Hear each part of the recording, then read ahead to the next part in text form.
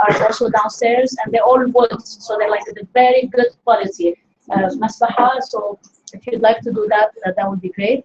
And we thank you very much for being here and for joining us, and hope you will have a beneficial and enjoyable session, inshallah. And we thank Sheikh Omar for being with us and for granting us this presence in Beirut and in my house, in our house. Alhamdulillah. Okay. So I'm going to watch. Yeah. We still have 10 minutes. Please, you know this thing? Remember? Do you remember this thing? You'll never forget it, right? Can we try to forget it? Yes. Maybe switch it off and really, just enjoy it. Just liberate yourself. So if you like, please, at least turn it on silence. And if you want, my suggestion, just don't make it appear in your surroundings. Liberate yourself. It's so beautiful. We went to a marriage yesterday, and they take the phone. It was unbelievable. Just like for 20 minutes, we don't have your phone. Yes,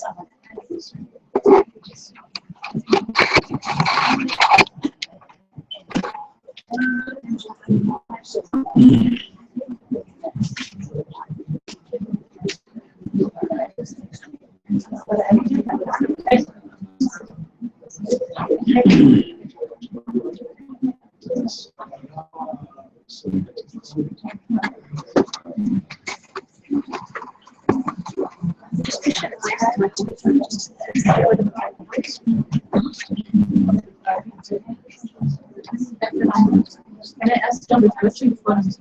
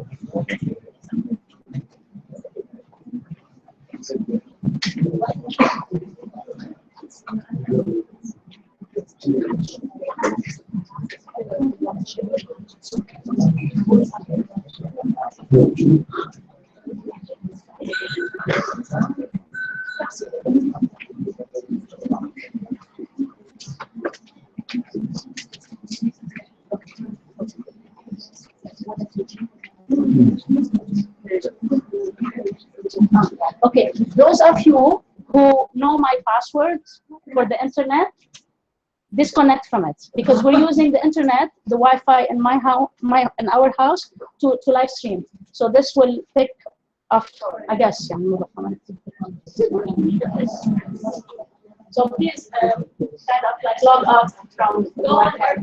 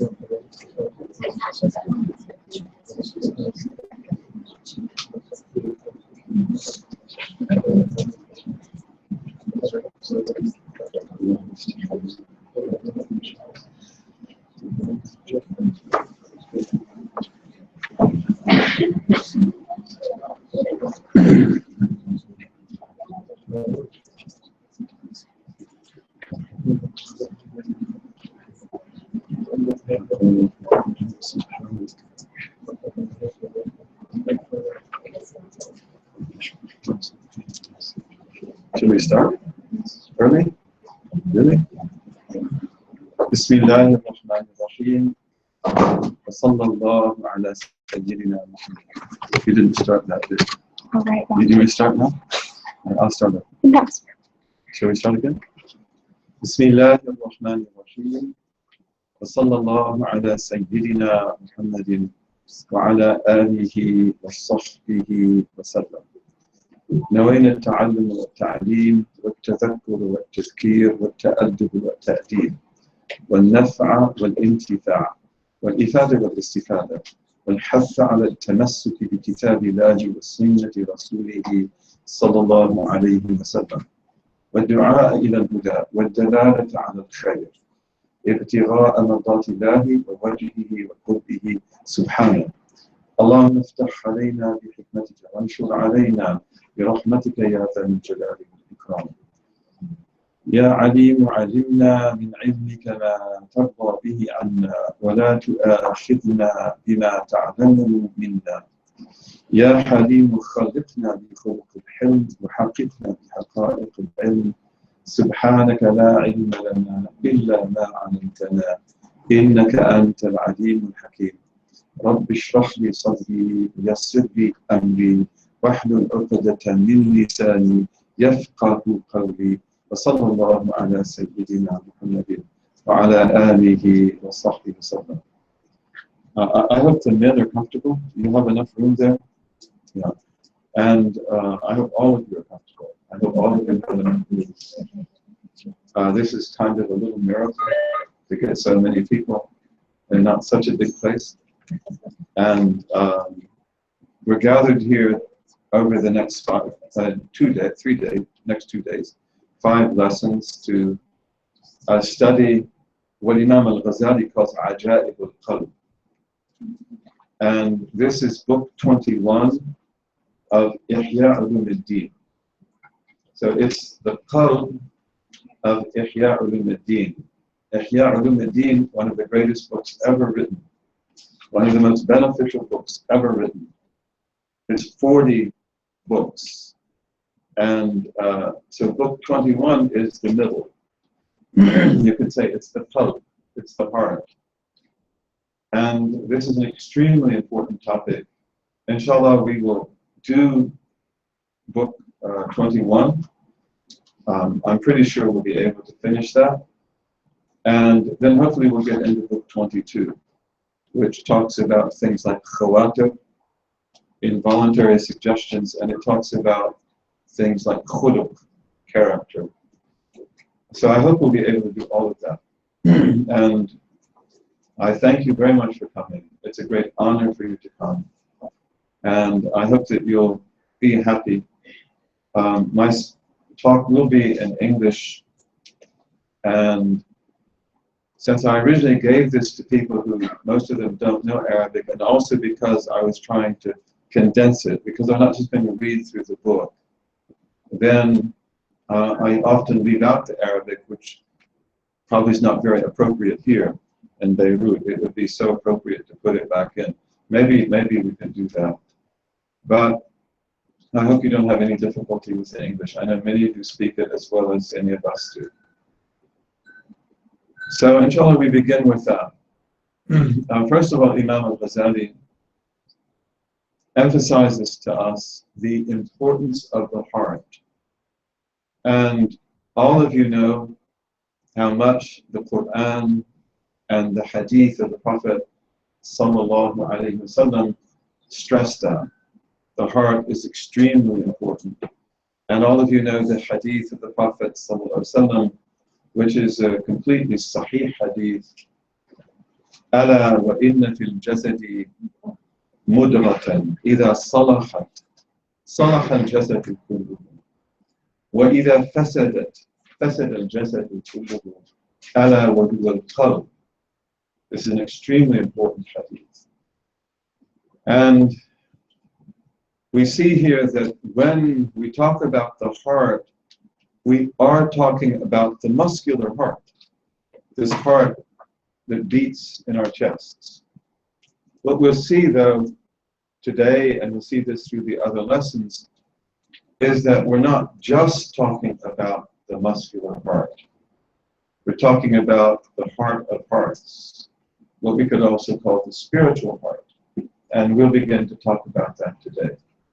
And God says in the Quran, telling us the words of the Prophet Abraham, وَلَا تُخْزِنِي يَوْمَ يُبْعَثُونَ يَوْمَ لَا يَنْفَعُ مَالٌ وَلَا بَنُونَ إِلَّا مَنْ أَتَى اللَّهَ بِقَلْبٍ سَلِيمٍ. So here the heart is everything. إِلَّا مَنْ أَتَى اللَّهَ بِقَلْبٍ سَلِيمٍ. And,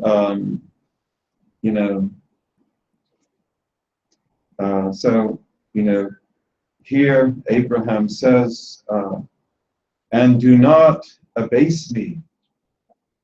And I'll translate these into English because some of the people listening, they don't know Arabic. But do not abase me on the day when people are returned, when the people are raised up from the dead. On the day when wealth and children are of no benefit, except for the one who comes back to his Lord with a sound heart. So that's what's emphasized here. It's all about the sound heart. And Abraham came to his Lord biqalbin salim. He came to his Lord with a sound heart. So this is something emphasized in the Quran. هذا ما توعدون لكل أواب حفيظ من خشي الرحمن بالغيب وجاء بقلب منيب. So again, the heart is what's talked about. If you know your heart, then you know yourself. And although knowing the heart is a huge undertaking, it's a lifetime undertaking. But by speaking about the heart the way Imam al-Ghazali does here, then that undertaking becomes something that we are competent in. So we have to, in order to understand ourselves and our hearts, then we have to understand what we could call the spiritual geography of the heart. The physical aspect of the heart you probably know a lot about. But there's also the spiritual geography of the heart. This is very, very important. If you don't know your heart, then you don't know yourself. And if you know your heart, if you know yourself, then the door or the doors to knowing God, these are also open. And if we don't know ourselves, then we don't know our Lord either. This is part of our tradition, that the knowledge of self and the knowledge of God go hand in hand. If we are people who lack self-consciousness, then more than likely our knowledge of God will also be very superficial. And remarkably, the more we learn about ourselves, the more we know about God. We don't want to get off the subject very much, but this was a major theme in traditional Islamic civilization and Islamic intellectual history. We studied chemistry, we studied physics, we studied plants and animals, we studied all kinds of things, embryology, everything, from a very early period. But our motive in that was to know the self. This was the motive. It wasn't power or wealth or anything else. So even in studying the world around us, we studied it to discover ourselves. And in the process, we could build incredible technologies, and we could build incredible, but all of this, we felt, goes back to the knowledge of self. So knowledge of the heart is extremely important. And we hope that these days that we spend together, these lessons, they will enable us to get this gift. Bi-idhnillahi ta'ala, and I hope that you'll find it to be illuminating and very beautiful. Imam al-Ghazali points out that unfortunately, most of Adam's children, they don't know anything about their hearts. And they go through their lives completely lacking self-confidence in this regard. So, the hadith we just had, it tells us about the muscular heart, doesn't it? Mudra. It's a piece of flesh that's in the body. And so let's talk about the physical heart just a little bit, even though that's not really what we're talking about in this lesson. That's what we want to clarify today. But the physical heart itself is absolutely connected to this other reality that we could call the heart of hearts, or the spiritual heart, or anything that you want to call it, the metaphysical heart. So, and this is also part of our worldview, that the biological and the physical in us is fundamentally connected to the spiritual. These things do not constitute a dualism. They're not radically different, body and spirit. The spirit is fundamentally integrated into your body, into your heart, into your brain, into your liver. All of these things, this is the ruh. So the ruh, which is the most amazing of all these faculties that God has created in us, that ruh also is tangibly connected to us, to the heart, in our belief, and we'll talk about that in a moment, and to the liver, and also to the brain. So these things are connected. And again, we saw in the hadith that when the physical heart is sound, the whole body is sound. And when your spiritual heart is sound, then the physical heart will be sound also. And everything else will be. So we believe in a worldview that believes in a continuity and a connection between all things, whether they're physical, whether they're spiritual, whatever they may be. So let's talk a little bit about the physical heart. And one of the themes of Imam al-Ghazali's Ihya is to talk about the extraordinary faculties that we have in our bodies. And he'll come back to this all the time, trying to wake us up to see, the miraculous nature of the eye, or of the ear, or of anything else. And of course, he's not unique in that regard. But we have absolutely extraordinary faculties. And the physical heart, the muscular heart, it is definitely one of those. And as Imam al-Ghazali points out to us, that there must be, all of these things have purposes. They have health and biological purposes that we know about, but also they must have even higher purposes than that. All of this, none of this is without purpose. None of this is abath. All of this reflects the beauty of God. and the majesty of God and the perfection of God and his wisdom in creation. So the heart, the physical heart, is an extremely sophisticated organ. And I'm sure that sitting here among the men and the women, are people who know a lot more about this than I do. But let's just talk about that for a minute. Ordinarily, your heart beats about 100,000 times a day. 100,000 times a day.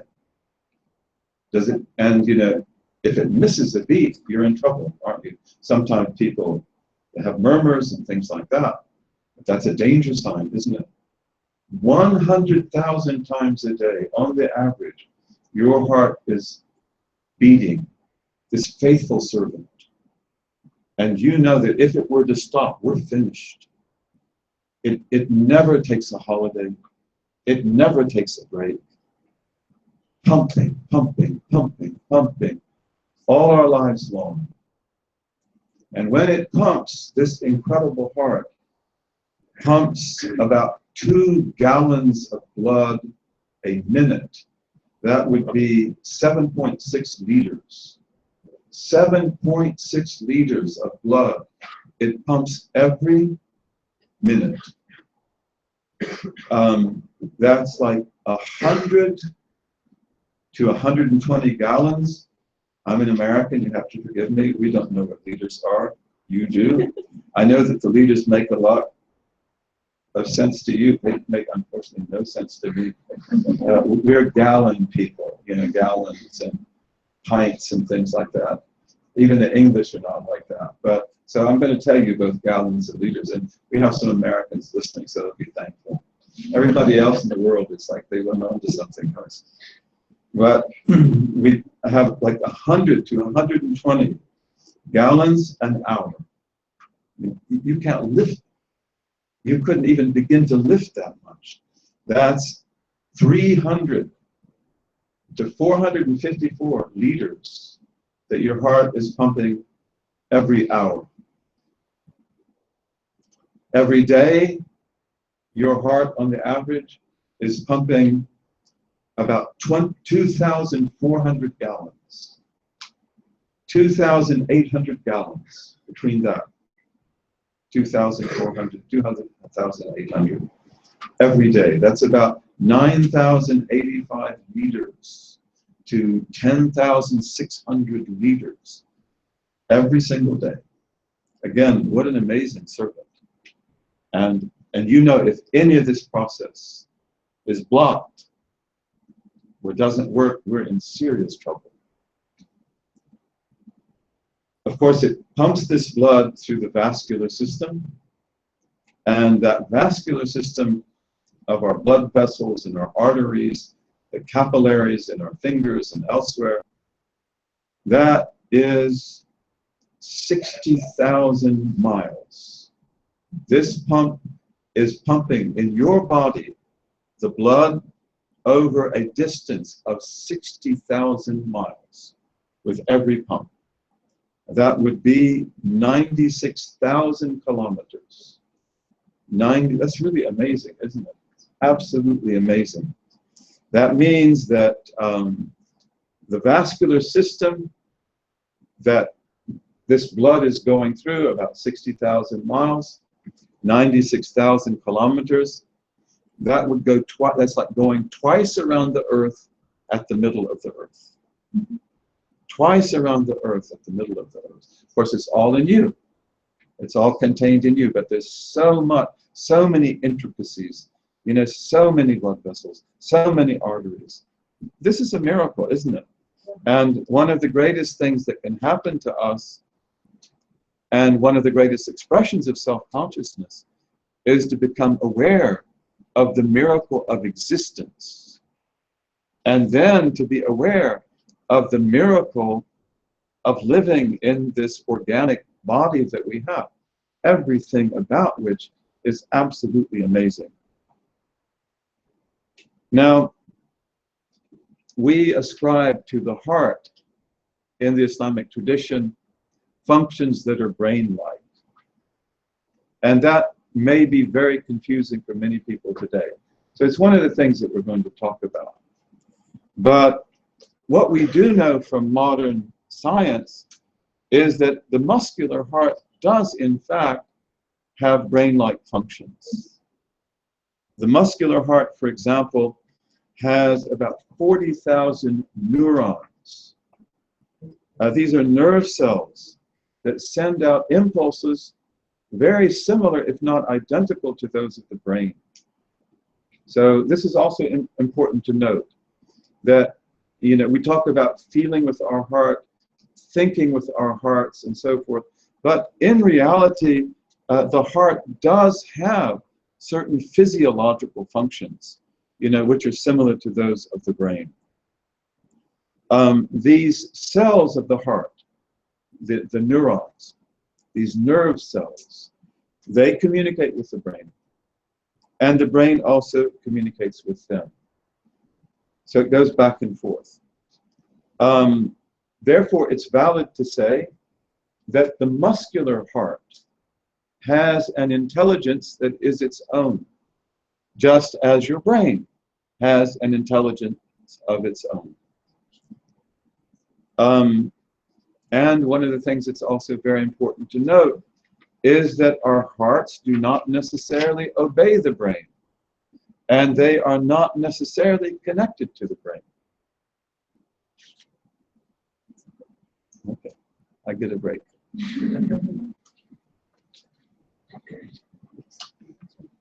Was it working? Okay, I mean, did people hear what I was saying? Okay. Could I keep going? I won't go. I'll wait. I'm sorry. And all of you can hear? Okay, good. This is enough. Thank you very much. Okay, so here we go. Is it working? Doesn't seem like it's working.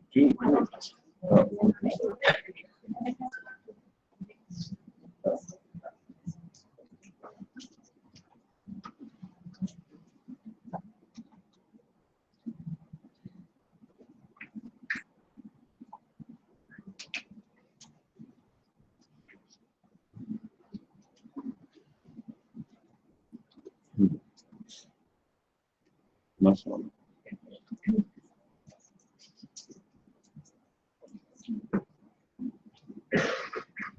I hope you don't mind me reading from my notes.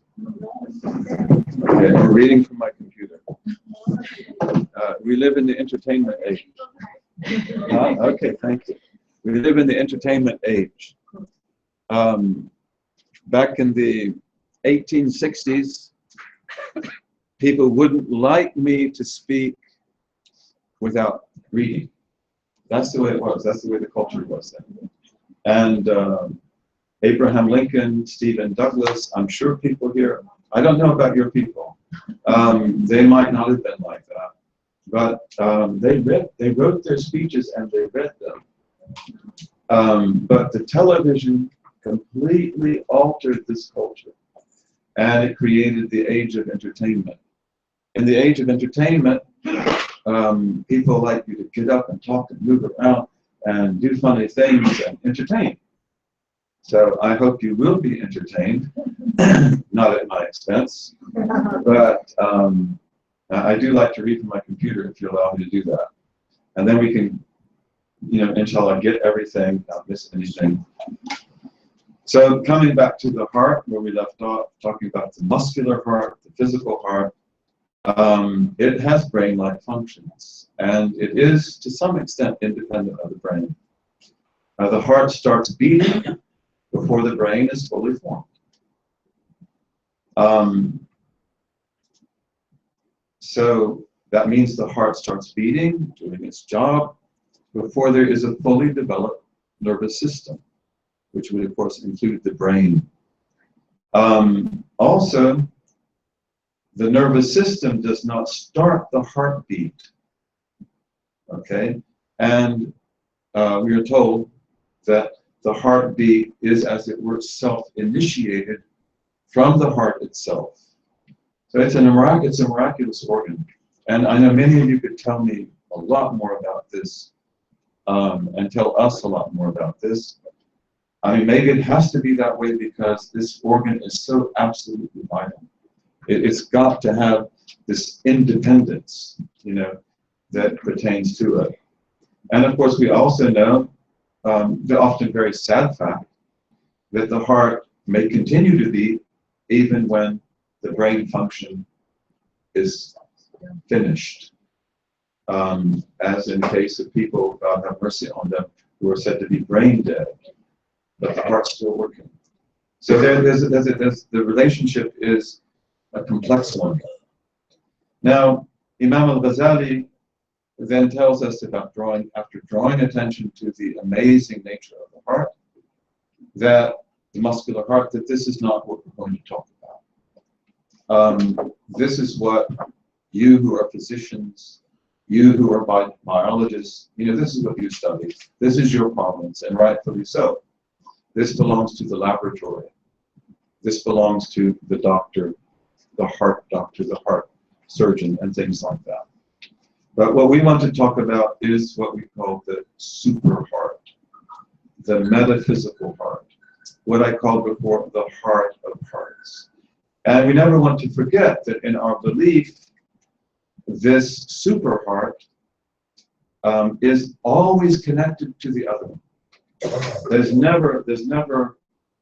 never delinked. And we were just talking now about how the heart is linked with the brain, and yet they're not the same. And there's an independence. And so also the heart of hearts, the super heart, the metaphysical heart, the spiritual heart. It is connected, and then also it has its own reality as well. So this is what we want to look at. Bi-idhnillahi ta'ala. The muscular heart, the physical heart, it pertains to what we call alam al-shahada. It pertains to al-mulk, alam al-shahada.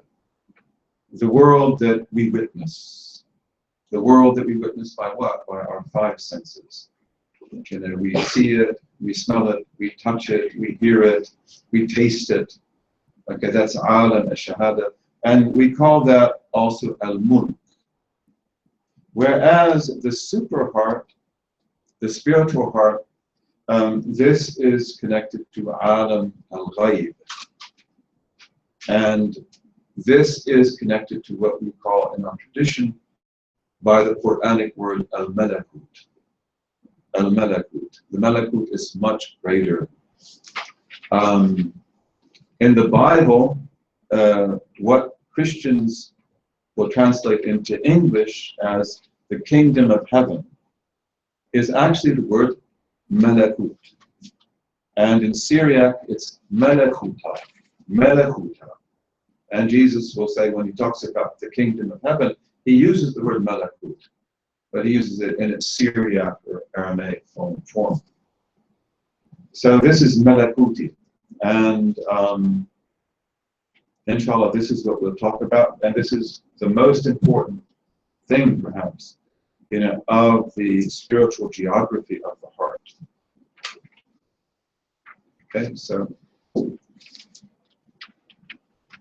let's finish with these. Bismillahirrahmanirrahim. Now let's begin to talk about what should we call it? You know, the metaphysical heart. Is that a good thing to call it? Super heart, spiritual heart. What do you like best? What? Heart of hearts? Okay. I think we have to take a vote. We have to think about that. But it's the marvel of marvels. It's the marvel of marvels. And here, Imam al-Ghazali introduces us to a very important part of the Islamic worldview, that everything is interconnected. And, you know, we live in an age of what is unfortunately almost always reductionist science. And please don't misunderstand me. I don't want to speak ill of modern science, and I don't want to come off as, you know, an ignoramus. I mean, what modern science has accomplished is astounding beyond words. But the worldview of modern science is often reductionist. And that means that it reduces things to bare minimums, which philosophically are often not adequate. And then also it separates things. It compartmentalizes things. So, ironically, in the modern world, we have tremendous specializations, but we have very few people who can bring it all together. It's almost as if that were impossible. One of the greatest accomplishments of Islamic civilization was the rooting of knowledge, by finding the common principles of all knowledge and then making knowledge one family. And so we live in a world in which we often complain that the more we learn, the less we know. And this is because so much of what we learn is not rooted in principle. And it is actually information. And the information multiplies and multiplies and multiplies. But you can't get around it. You can't comprehend it. So we believe then in a very different worldview, one of interconnected realities, where chemistry, physics, economics, psychology, mathematics, geometry, you name it, they're all part of the same family. They're all related to each other by kinship. And then also the physical and the spiritual, these are also interconnected. So when we talk about the heart and the reality of the heart, Imam al-Ghazali says we're actually talking about 4 different things. And these are what I would call in English the soul. S-O-U-L, the soul. And we can call that the psyche. And we can call it the ego. But I like the word soul. That's the most general word. And here I'm talking about what in Arabic we would call an-nafs. The nafs. Okay, so when I use the word soul, I mean nafs. And again, the nafs, if it's bad, it's an ego, or an egotistical ego. Or it could be a super ego, or it could be whatever, an id, or whatever you want to call it. But we talk about the soul, the nafs, and we talk about the aql, the intellect, okay, which is not intelligence, it's more than that. The aql is something very, very special. And then we talk also about the qalb, the heart. Meaning by that, the muscular heart, but also meaning by that, you know, this heart, which is the heart of hearts. Because as it perfects itself, or as we perfect it, or God perfects it, it will take all of these things and bring them together into an amazing unity. And then we talk also about number 4, which is the spirit, the ruh. So let's use the word ruh for spirit, and let's use the word nafs for soul. Now, the nafs is also referred to in our tradition as an-nafsu sa'ila. An-nafsu sa'ila, the flowing soul.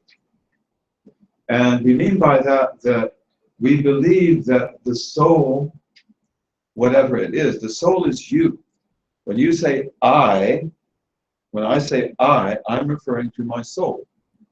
And my soul is not just something intangible, it's me. And it's everything in me and about me, even my fingernails. You know, everything that is me, that's my soul. But the nafs sa'ila is the fundamental soul. And we believe that it is connected with the blood. It's connected with the blood. And it flows through your body over that 60,000 mile long passageway with the blood. So this is the way we conceive of it. And we'll begin with that because, again, the soul itself, which is quite intangible in many ways, especially we talk about things like the ego, or we talk about the superego, or we talk about the, machinations of the soul, or the deviations of the soul. We're not talking about the blood.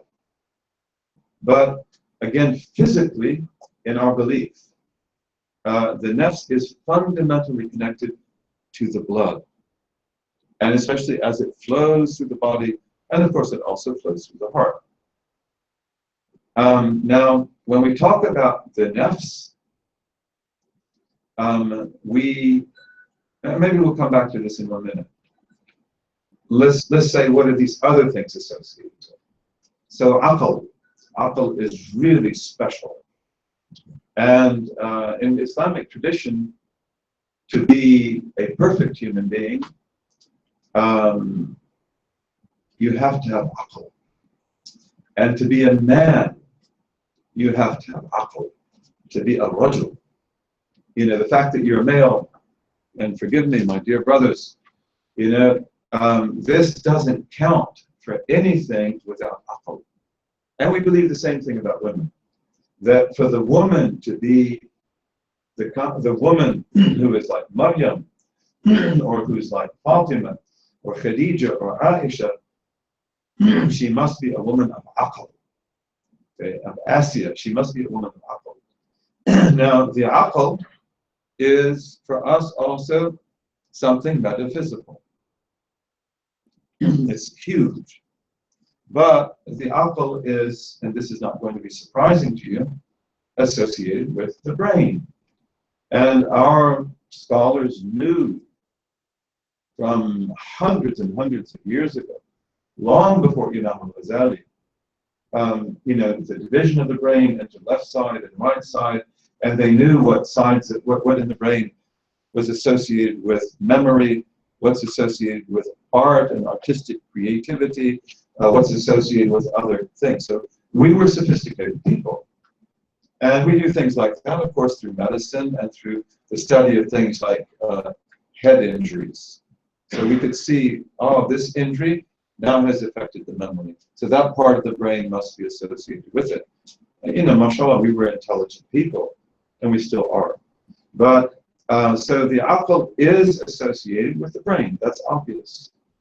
But it's also associated with the muscular heart. This is our tradition.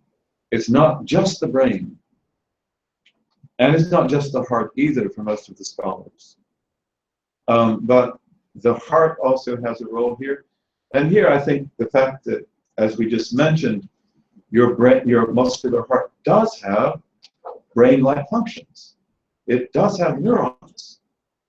And it does have an independence there. So we say physiologically, aql is associated with those two things, the muscular heart and the brain. And then the heart is associated with the heart. Okay, the super heart is associated with the heart, the muscular heart. And the spirit, and we said this before, but we'll say it again, the spirit we call a subtle body. We believe that your spirit actually has your form. Now, its spiritual form is so much like you that if I saw it, I could recognize you. Just like God gives you long life, and give me long life and good health, and all of us, every single one of us. But I see a brother that I knew 35 years ago, and whom I love very much. And now he comes to me looking a lot like myself. This is all white. It didn't used to be white. Believe it or not, this is bald. It didn't used to be that way either. And he's the same. He's in the same fit. And he says, "Do you remember me?" "Oh yes, you're so and so." Okay, so I recognize him, even though he looks actually very different than he did 35 years ago. So your spirit's sort of like that too. That I can see your spirit, if I could see your spirit, and I say, this is you. This is you. Although your spirit, you know, we might not be the most beautiful of people physically, according to the standards people set up for themselves. But if you are a believer who does good deeds and who has a good heart, your spirit is radiant in beauty. And on the day of judgment, that's who you will be. You will come forth into a new body, and you will be, you're beautiful now, but you will be really beautiful then. Because now your spirit will manifest the goodness that was in you. And the opposite happens too. The person might be outwardly very attractive according to the standards of beauty that we set for ourselves. But if they're people who are not beautiful in their thoughts, words, and deeds, the spirit becomes ugly. And the spirit can be transformed into something really hideous. And that's what's resurrected on the day of judgment. And your beautiful spirit shines through. And also sometimes our ugly spirit shines through. Even though the person's smiling and happy, and apparently happy, and might be really nicely dressed and everything else, but there's something unpleasant, you know, that is there, that's behind that. So we call the spirit a subtle body. And it is associated with the heart, but not in the way that the nafs is. The nafs is the blood that goes through the heart, being pumped through the heart. But the heart, the nafs, our scholars associate with the interior of the heart, the cavities of the heart. They say that's where the spirit is lodged, in the cavities. That's its home. And then they say also that this spirit extends into the brain. And it extends also into the liver. And your spirit is a human spirit. So it has a lot in common with the angels. That spirit is in the heart and the brain.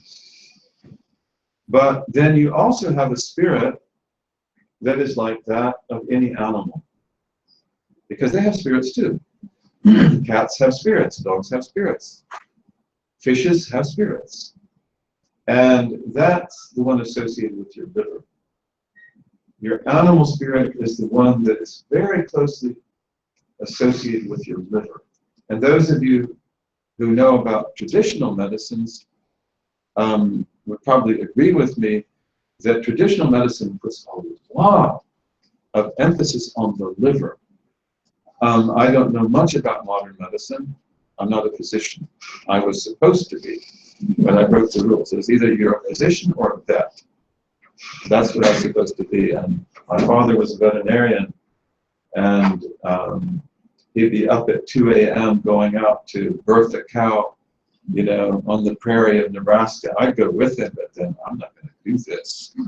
Okay, like you don't get any sleep at all. I can sleep in the car. And then my uncle was a heart surgeon, and he took me to the operating room several times, but I said, I don't think I'm going to do this either. And so God took me in another direction. They weren't very happy with that. But, you know, the liver is, of course, extremely important. No question about that. But we believe that the liver is fundamentally associated with your spirit, that it's your animal spirit. Of course, when we die, may we die beautiful deaths. God does not like to do anything to the believer that the believer dislikes. And he says in the Hadith Qudsi, which is Sahih, that there's nothing that I dislike doing more than taking the soul of the believer, because he doesn't want to die, or she doesn't want to die. Of course, it has to happen. And as you know, the angel of death, takes the soul. And may that be a beautiful day and not an ugly day. But when animals die, the angel of death does that too. The angel, angels, we believe. I'm trying to put this in here, so I'm not doing a good job. Okay. Forgive me. This is the problem with the computer. It's not entertaining at all.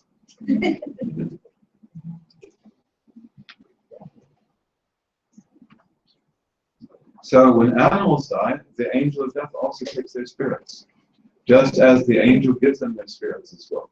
This is what we believe. This is what we believe.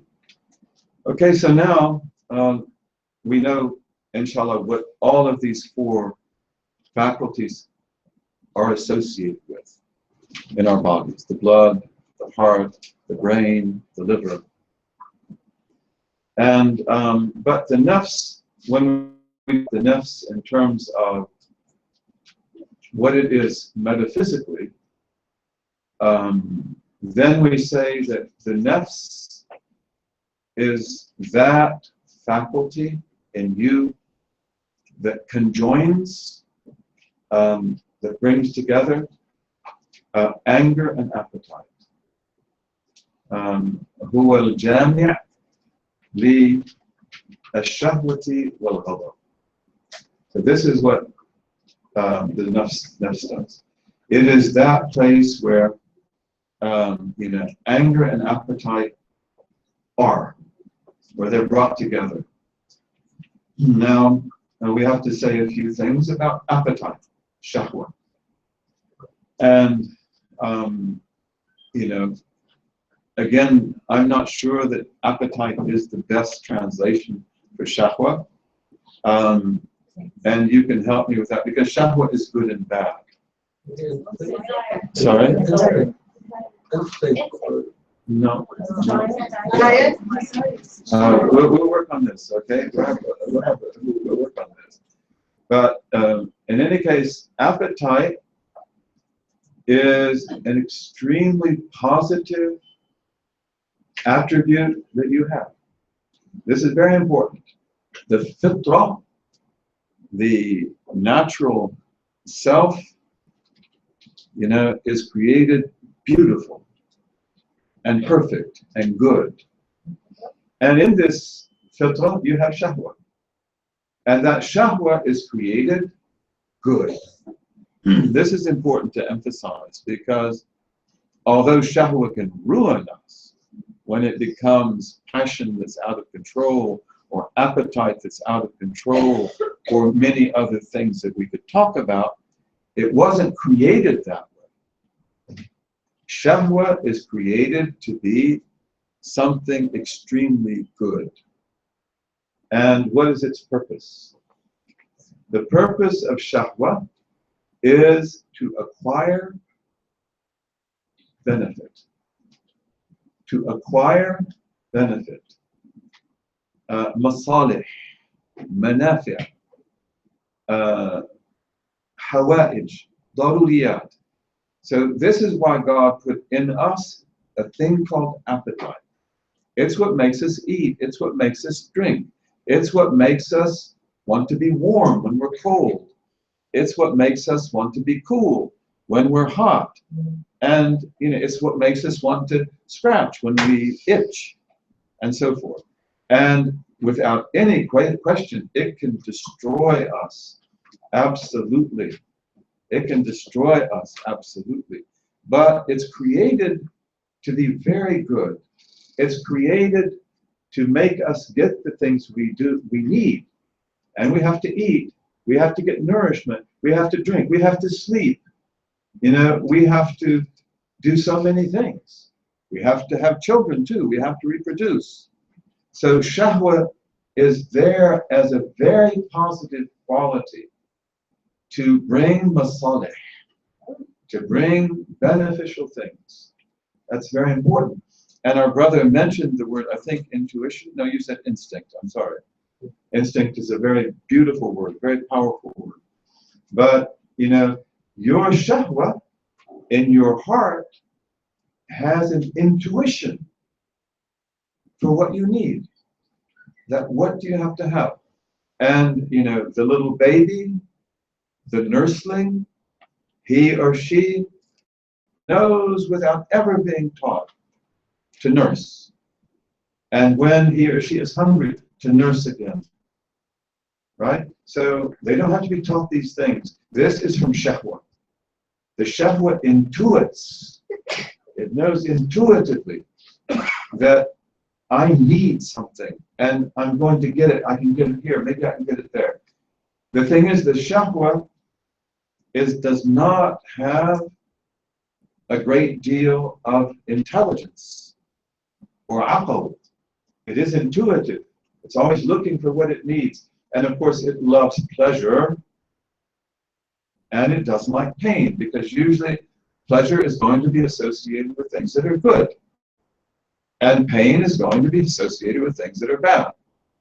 So it has this irrational love of pleasure. And it has an irrational fear of pain. Or maybe you should say dislike.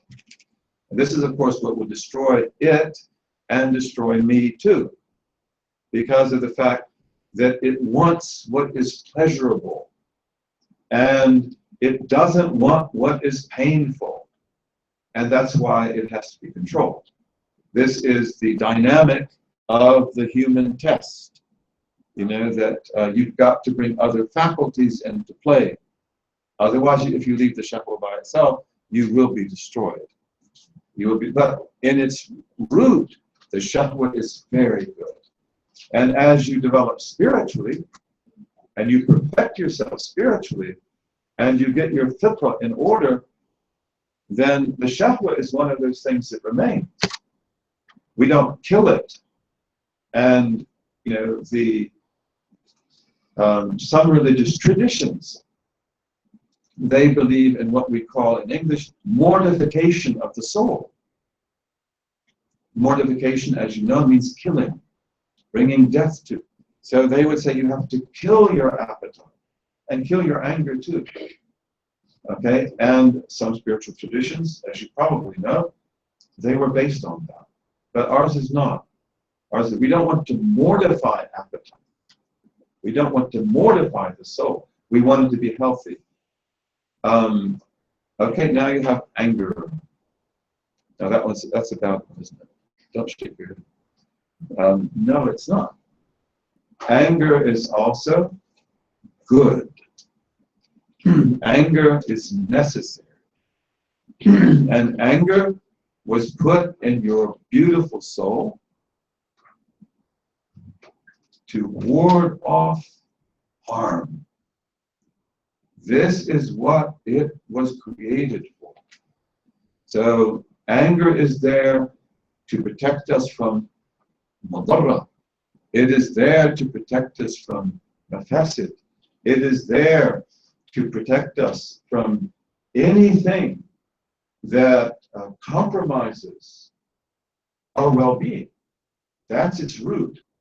And just as shahwa, as a fitri quality, has this inclination to intuit what it needs. Like, I think I need that. I think I like that. I'd like to eat that. You know, I'd like to drink that.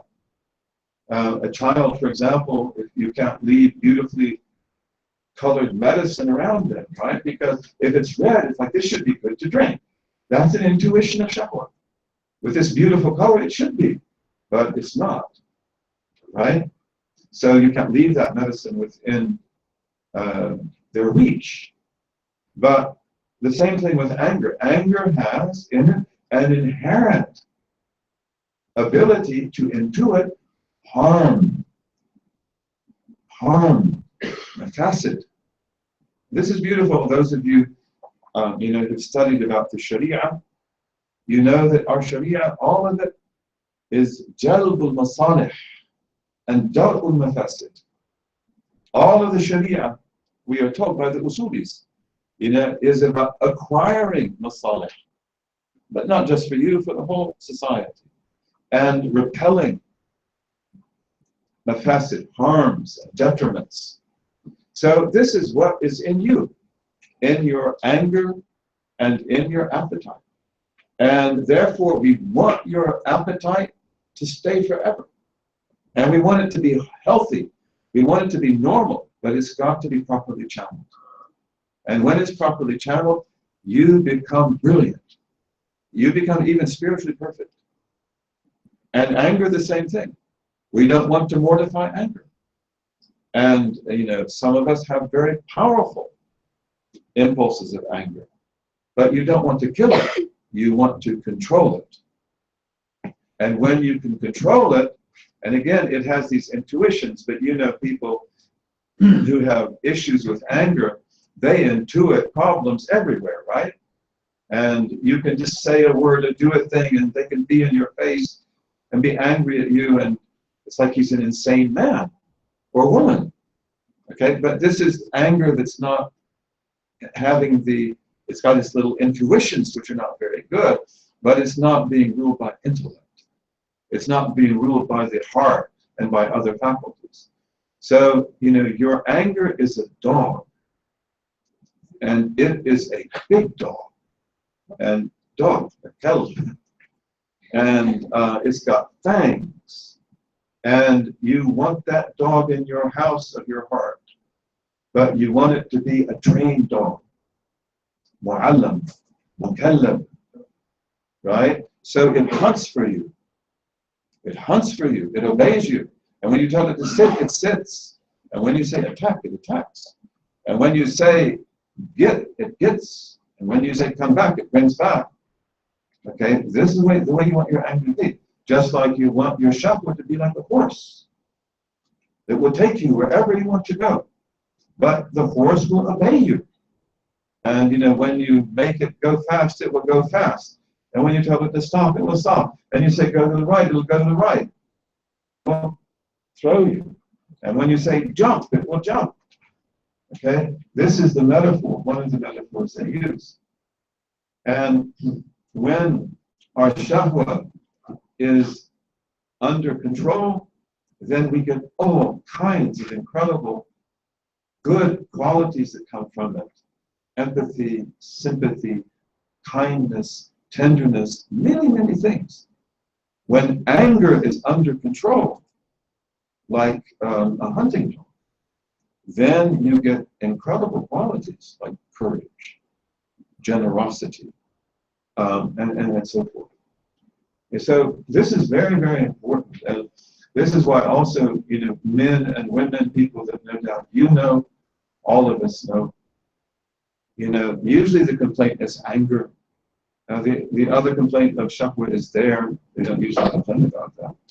But anger is the one that people come and say, like, I can't control my anger. And the thing is that we want you to control it, maybe be able to control it. But you should be thankful that you've got it.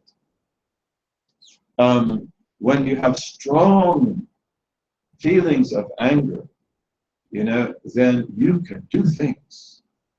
You're very capable of doing things. Especially you can be the most courageous person. And a courageous person is not a fool. The courageous person is the man or woman who can stand up before injustice or tyranny or danger and be cool-headed, but take the right decisions and do what has to be done.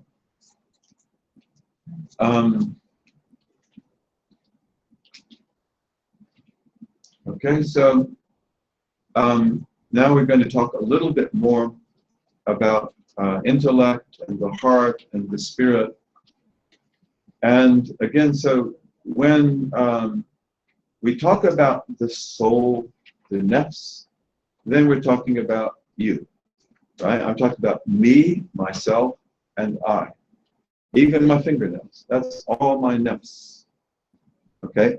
But ultimately, the nafs, as it grows, is it working? The nafs, as it grows spiritually, as it is perfected spiritually, then it has stations. And you know, for example, about a nafs al-ammara, the nafs that is constantly commanding evil. That's the one that's ruled by shahwa and ghadab.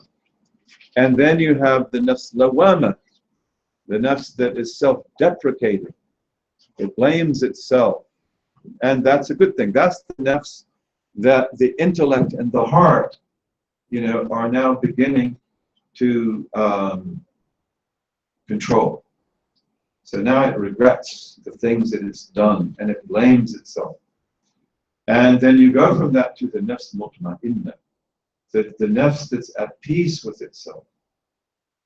Okay, and then nafs radiyya, mardiyya, and so forth. But the thing about the nafs lawama is that it's the nafs, the soul, in the process of its regulation, and the process of its education, the process of getting everything together. And but you can't stay there. You can't stay there.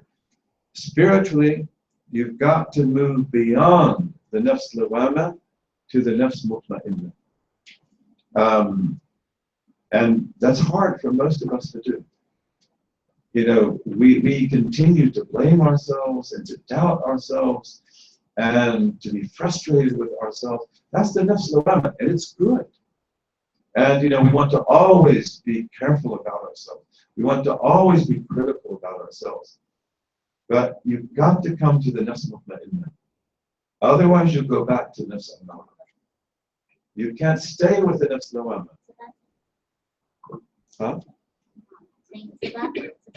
It's a battlefield, but you need to get into the same territory, and that's nafs mutma'inna. And the nafs mutma'inna is the nafs in which the soul is now regulated. So you are in control of yourself. You're in control of your appetite. We're now on the verge of Ramadan, this incredibly beautiful month. In this blessed month of Sha'ban, the month of tajalliyat of God, Azza wa Jalla. And, in Ramadan, of course, one of the greatest things is that we're able to control the shahwat. Also ghadab as well. But, when these things are properly regulated, then the nafs becomes mutma'inna. It's at peace with itself. It's balanced. It's in harmony. And when we talk in Islam about the perfection of men and women, which we regard traditionally to be one of the highest purposes of religion, religion is there for your perfection as an individual, so that you become the best you can possibly be. But this begins to happen seriously when everything is balanced. Your anger is there, but you're in control. Your appetite is there, but you're in control. And when that happens, then the nafs is still called by that name. Nafs lawama, nafs mutma'inna, radiyya, mardiyya, and so forth. But it takes on different stations. And in taking on those different stations, it's also because it becomes completely harmonized with these other faculties. So, aql is that incredible quality that we have that enables us to do what we know is good, whether we like it or not, and to not do what we know is bad, even though we want to do it. This is aql, and all of you know that the word iqal is a word that comes from the same root. And the iqal is that, what do we call it, tether, that you put on the camel to tether it. I'm missing the actual word. What is it? Hubble, thank you. Thank you very much. And the Bedouins would wear the iqal on their scarves because they might have to use it in any minute. Because it might as well use it to keep the scarf down. But you take the camel's leg and you pull it up, and then you put the iqal around it, and the camel is not going to go anywhere. In fact, if it's a big camel, you've probably seen this. I've seen it in Mauritania. The big camel, it's like he's terrified when he's hobbled, because he weighs how many tons? And he's not used to walking on 3 legs. And if he falls to the ground, he knows he may even kill himself. He wouldn't be able to support that. The female camel who's not so heavy, she'll move a little bit. I've seen big camels that it's like they won't budge, and they spread their legs out too, for fear that they'll fall. So your intellect hobbles you too. You know that you're not going to be able to graze in this pasture, and you're not going to be able to do that thing. Your anger has got to be hobbled, and sometimes you let it go, because sometimes there's a place for the anger to do its thing, and the shahawat, they have to be hobbled as well, so that they're not just free to do anything they want. The path to hell is filled with shahawat, right? So aql is a very important quality, and intelligence is associated with it. But it's not identical to intelligence, because intelligence and cleverness, they can actually be evil, especially when the shahwa and the ghadab are not brought under control. Because as our sister said, there's a war going on in here, and that war is over the heart. So the nafs wants to control the heart. It wants to control the administration. And that's for the sake of what? It's shahwa and it's hawa and it's ghadab. And if it does that, then the intelligence that you have by virtue of your intellect, it will subvert. So you know probably, and you find in every human society, people who are extremely intelligent when it comes to getting the things they want in life. You know, they're clever. But that's not what we call aql. Aql is much more than that. And aql, even though it has that quality of intelligence and strategy and cleverness, but its main function is moral. And this is very important too. And in reality, human intelligence itself is never anything more than a shadow of intelligence, unless it has a strong moral component. And the 19th century, you could call it the century of the cult of the genius. 19th century Europeans were fascinated with these people they called geniuses, most of whom were extremely unbalanced people. And they looked upon the genius as a sort of prophetic figure. Okay, now one of the things, if you look at the so-called geniuses, even some of the truly great ones like Einstein, one of the things you notice is that usually, this is not always the case, usually they will produce something remarkable. Often, especially if they're in mathematics or something like that, at an early time of their life, and they never really do much after that. Einstein's also an example of that.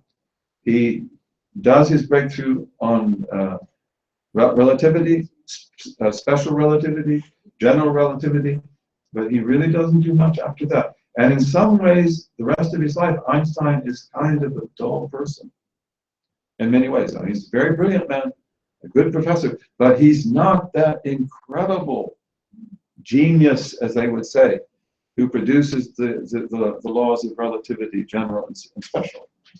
And this is typical in the history of the so-called geniuses. Now why is that? What I have read in people that I like and that I trust is because of the lack of the moral component. This is not to say that Einstein was an immoral man. He actually was, but not totally. He wasn't totally bad. But, had they had the moral component, then it would have continued, because they're just really gifted people. But God gives them the gift, they abuse it, and He takes it away. And this is why always for us, in our tradition, al-kamal, al-jam'u bayna al-ilmi was-salah. Knowledge must be virtuous. And again, in our intellectual tradition, this is very clear, very clear. A book of chemistry written over 1,000 years ago in Baghdad, will tell you about, it begins by praising God. It begins by talking about purification of the soul. And then says, if you do not follow this, you have no reason to study chemistry. You know, we can't understand that today, can we? But first of all, they study chemistry to learn about God and the self. Not just to learn about amazing alloys and other things. They'll do that too. But chemistry is also my self-discovery. And also, even from a practical standpoint, and this is Jabir ibn Hayyan whom I'm referring to. He's one of the greatest of all. You know, but probably Jabir, he understood he could do everything. He was an architect. He was an astronomer. He was a chemist. You name it. You know, but Jabir ibn Hayyan was a moral man. He prayed. He fasted. He loved God. He's one of the first people in Islamic history to be called a Sufi. It's called Jabir ibn Hayyan as-Sufi. There are other people who have called that before him, 3 or 4. But he's one of the first to be known as that. And yet he's one of the greatest mathematical minds, chemistry minds ever. He's called the father of chemistry. So, but he understood Salah. You have to have Salah. And I would say, and again, in our history, this is very important. We have in our history many men and women who are polymaths. Polymaths means they master everything. There's nothing they don't master. And I want to say here, this is also because of Salah. Because that element of righteousness is there. So what people might call genius is just a gift, but it will continue because of the Salah. I'd like to just give you one of the words of wisdom of Umar ibn al-Khattab. And he said, do not be impressed by a person's Islam until you know the strength of his aql. The word that I've translated is strength. The strength is uqda. He said, don't be impressed with anyone's Islam until you know uqdata aqli, which I've taken as strength or the firmness of his aql, which is a brilliant statement. And you know, because if he doesn't have aql, I mean, he may pray and he may fast and he may be so good in so many other ways, but you can't depend on him. As Dr. I don't know where our wonderful Dr. Ibba is, but we would say, La yu'awwal alayk. La yu'awwal alayk. You can't rely on him. You can't. Maybe that's the way to say it too. Okay, so now the heart is, of course, associated with the muscular heart, but it's the heart in the end, just as we said that the nafs is jami' al-shahwati wal-ghadab. The nafs is what conjoins appetite with anger. Then we can say also the heart is what conjoins nafs, aql, and ruh. Okay, because that's what it does. It brings all of these together in some highly integrated reality that is the perfect human being. Can you repeat the last part? Okay, so I won't do it from memory, but so we say that the soul is that faculty that conjoins appetite and anger. Now that you got. Okay, but we could say then that the heart, the qalb, is that faculty that conjoins in their most perfect ways the nafs, the soul, the aql, the intellect, and the spirit. Okay, and that's the perfect, that's the qalbun salim. That's the real, that's the heart which is similar to the heart of Abraham or the heart of all the beautiful prophets and messengers and the awliya. So the spirit, I think that we're not making the best time, but maybe, how much time is left? 20 minutes. Oh my goodness. Okay, so in any case, we talked about the spirit, the ruh, and the spirit's associated with what physiologically? The heart, and the brain, and the liver, and the liver. And you have an animal spirit, which is like a cat or a dog. And we won't get into that. Actually, every single animal, you've got a spirit like this. You know, that's in you because you are the amazing one. You are the microcosm. You're the little world. Or as we said in the Islamic tradition, you're al-insanu saghir. And that's al-insanu kabir, that world. So actually all the animals are in you, all the birds are in you, all the fishes are in you, everything, but we're not going to talk about that. So the ruh is what God talks about in Surah Al-Isra, which is 17, verse 85. They ask you about the spirit. Say the spirit is from the command of my Lord, or from the affair or the matter of my Lord. And Imam al-Ghazali makes it very clear that he can't talk to us about the secrets of the spirit or the metaphysical reality of the spirit, because that's a knowledge which is God's knowledge. But we can talk about the spirit in a practical way. And especially, how do I empower my spirit to win the war? Because if the nafs takes over the heart, then we are in trouble and the spirit will die. And if the spirit takes over the heart with the aql and everything else, then you are in a very good condition. You'll be happy. You'll be radiya, maqdiya. You'll be above mutma'inna. And the nafs radiya and maqdiya, this nafs that is pleasing to God and pleased by God, this is the one that's got the spirit in charge.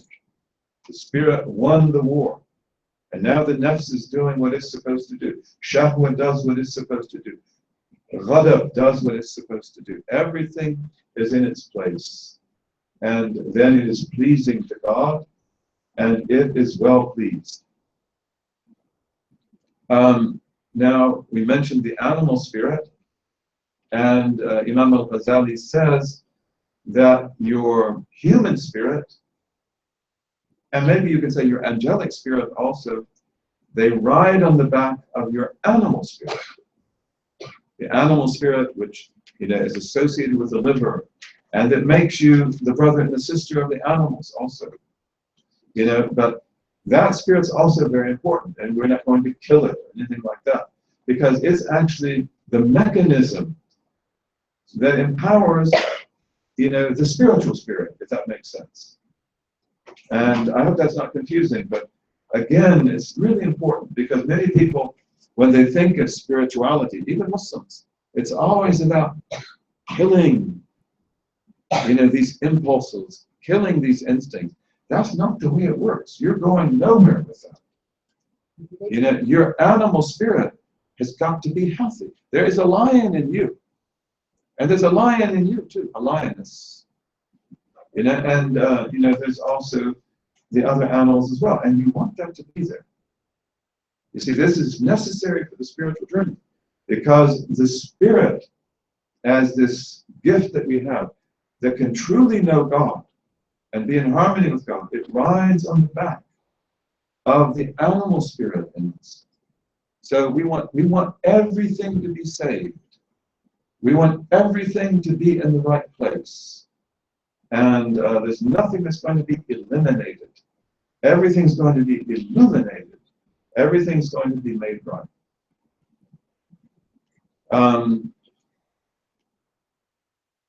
So the knowledge that Imam al-Ghazali, is telling us about here is what he calls over and over again in this beautiful book, Ilm al-Mu'amala. Ilm al-Mu'amala, the knowledge of transactions. How do I live with me?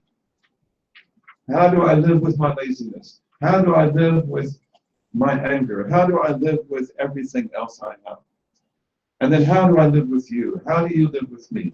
How do we live with each other? I mean, look, we came together in this apartment. MashaAllah, that's a transaction. It's a huge mu'amala, and of course we thank all these wonderful people who work day and night for this. But then we thank you too, because you're part of that mu'amala. You're nice, you're friendly, you're polite. If you didn't do that, it wouldn't work, would it? But we can all come together here and sit together and listen This is a mu'amala. And these are the things that polish the soul and the heart and the intellect and the spirit.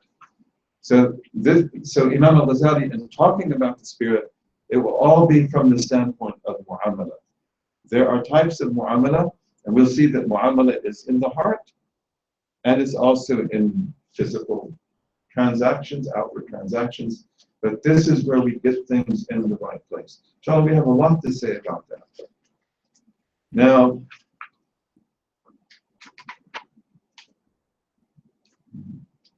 okay. So, you know, you as the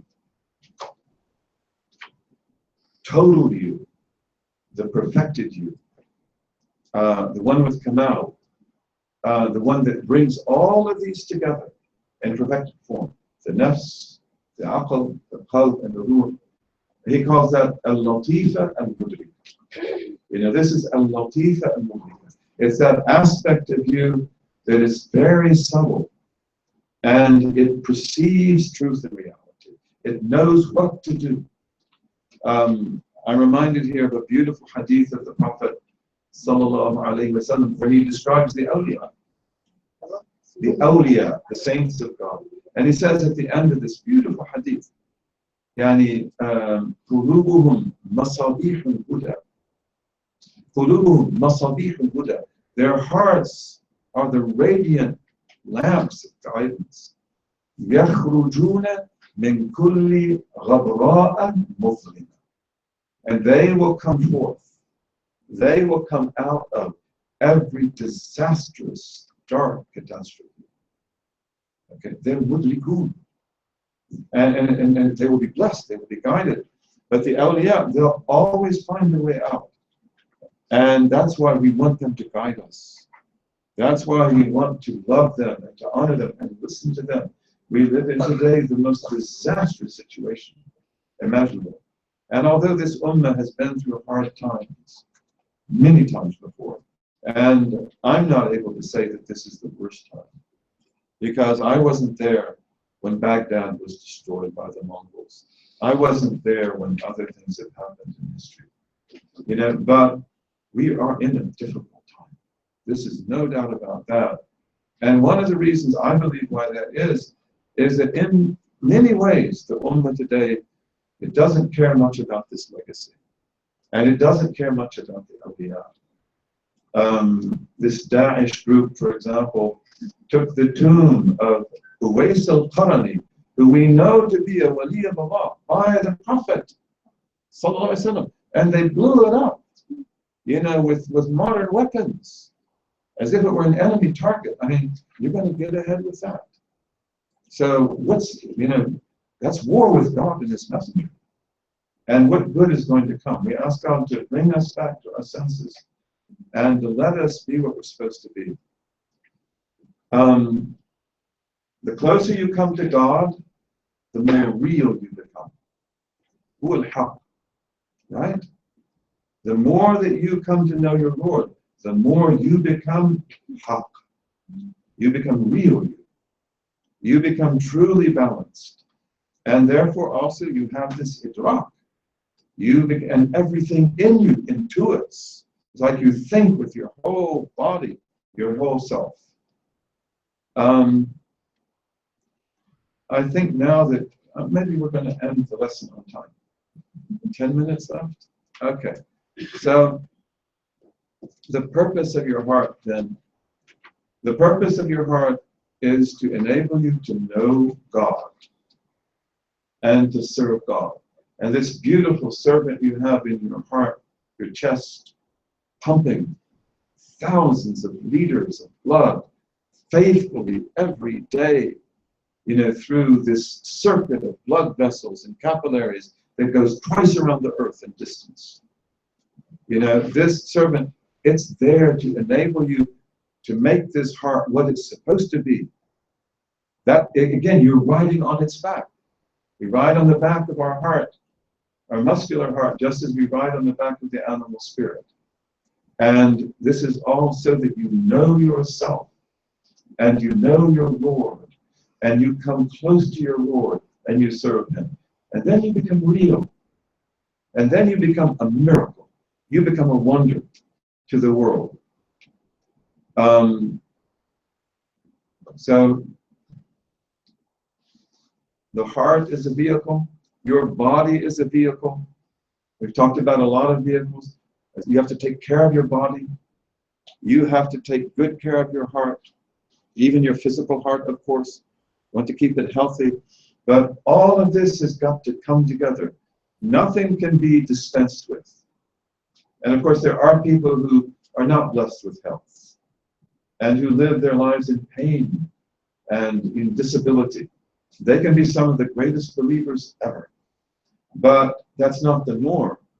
And the norm is that God gives us health, and we have to keep that health. The physical health is then the spiritual health as well, bi'idhnillahi ta'ala.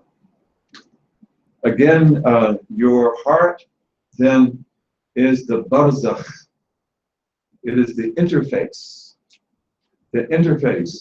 between the mulk and the malakut, between the physical and between the spiritual.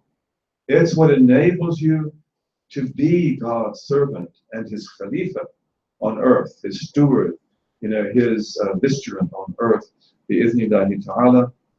And to master all these things is, what makes us truly noble and truly human. We'll end with this.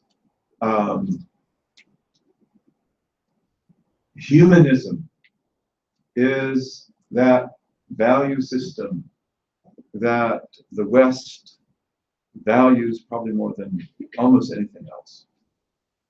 Their humanistic legacy. We know as a fact that they didn't just get that from the Greeks and the Latins. They got it also from us. And there is a very good book that I repeat over and over again. It is a book that we should all have. And this is, as many of you know, George Makdisi. This was a Palestinian Christian, Arab Christian, who is our friend. He's now passed. And I would say, God have mercy on him. This man, I really, really respect him. He did great work, George Makdisi. But one of his great works is The Rise of Humanism. And the rise of humanism shows that Western humanism in the Italian Renaissance, and as it develops later on, is deeply indebted to us. And again, this is not romanticism. This is scholarship. And he has another book called The Rise of Colleges, in which he shows that, the PhD degree, the doctoral dissertation, the defense of the thesis, academic freedom, this also comes out of our civilization. And so these are very valuable books, but we were humanists. And this was central to our legacy. Now, we had a type of humanism that was typical of the udaba, of the adib, like Jahid. Al-Jahid is amazing. Al-Jahid writes about misogyny. He has a book about the abuse of women and the hatred of women and things like that. I mean, it's a brilliant book. It really is. This is a humanist. Jahid is a humanist. Now, that's the humanism of the udaba and also of what we call the scribes of the chancellery. The scribes of the kings and the princes and so forth, who write the letters, the diplomatic scribe. That's in Islamic humanism. It had its own halaqat. And that's the one that will really profoundly influence Europe. Pico della Mirandola, who was a great Italian pioneer of the Italian Renaissance, he writes the Manifesto of the Renaissance, which is the perfection of man. That's probably not the title. But Pico, he says in his book, and you get this in George Makdisi, that he's addressing the Catholic Church. Pico knew Arabic, by the way. He knew Hebrew. He knew Averroes, Ibn Rushd, many things. But he says, Reverend gentlemen, speaking to the priests of the church, man, I don't This is not a quotation, I'm sort of making it up. Because I don't remember exactly. But it's basically, man is the measure of all things. You know, and it basically says on the stage of created beings, there's nothing like man. But because man is the measure of all things, typical Renaissance statement, as I learned from Abdullah the Saracen, Abdullah the Arab.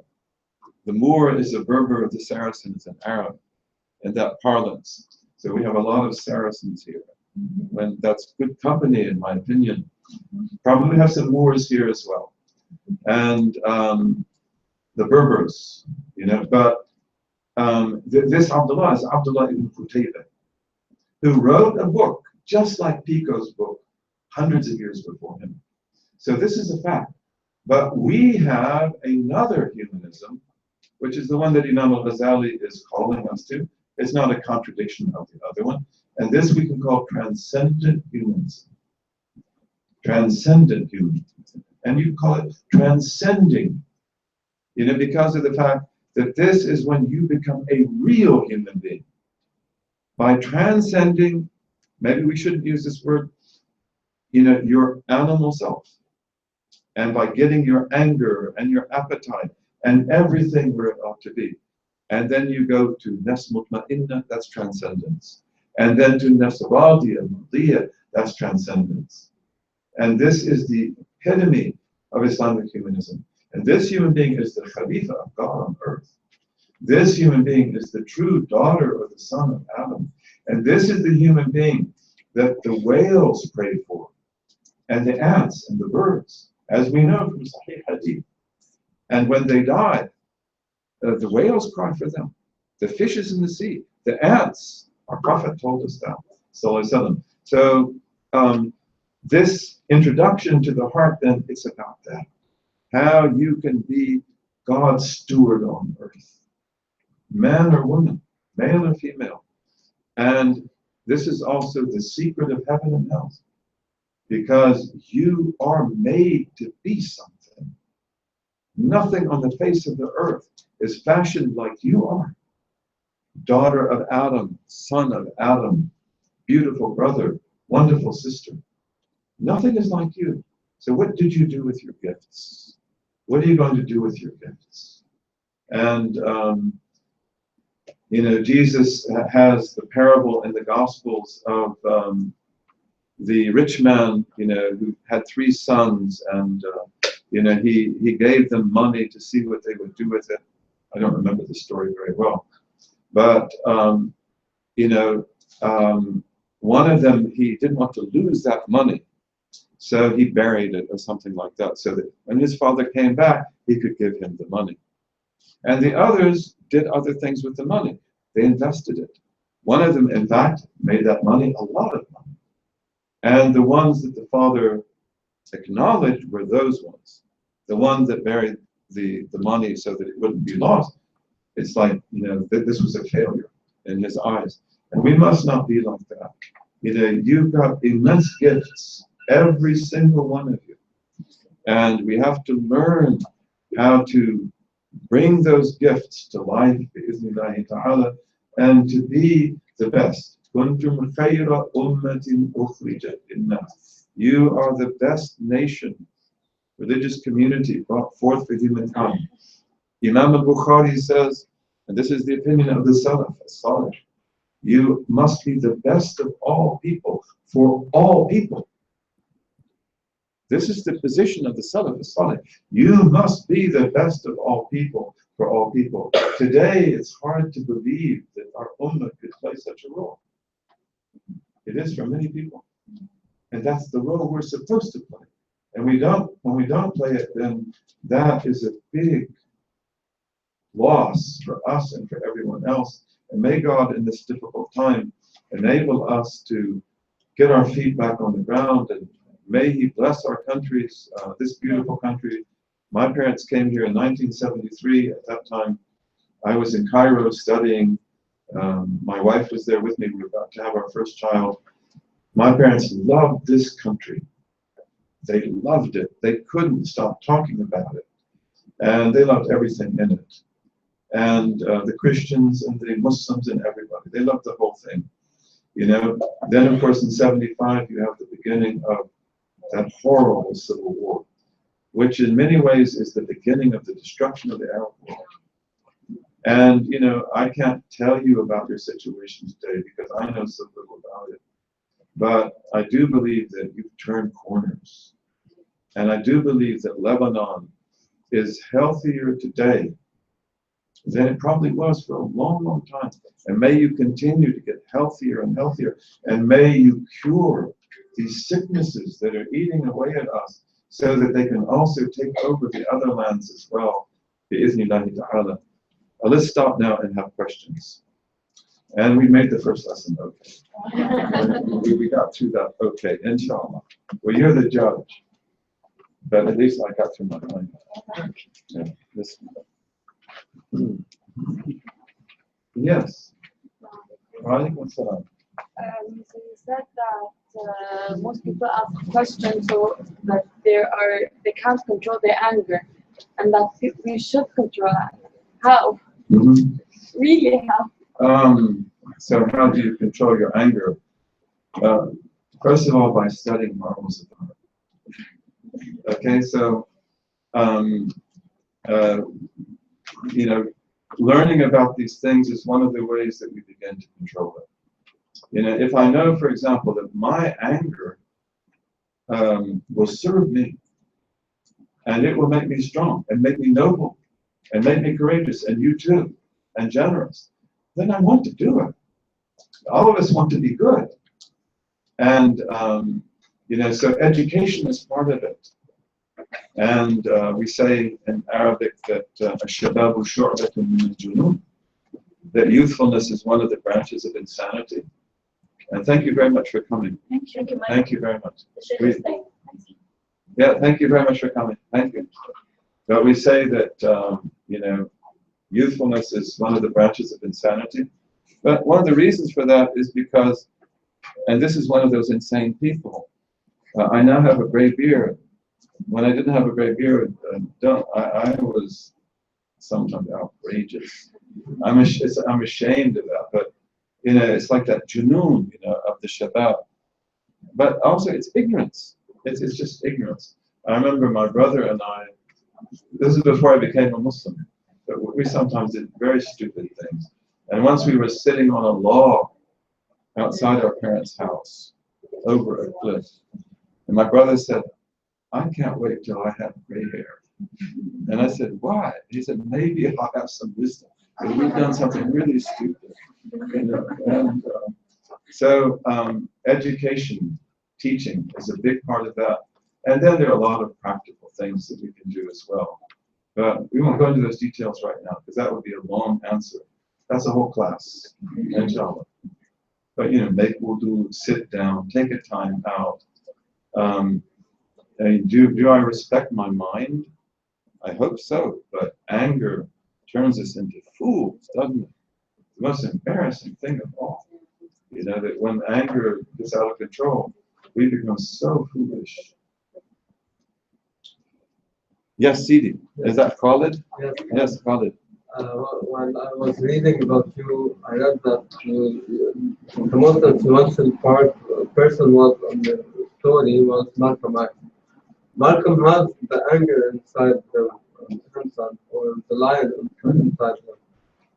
So, but he was reconciliating this lion with the spiritual aspect of Islam until he discovered later Islam.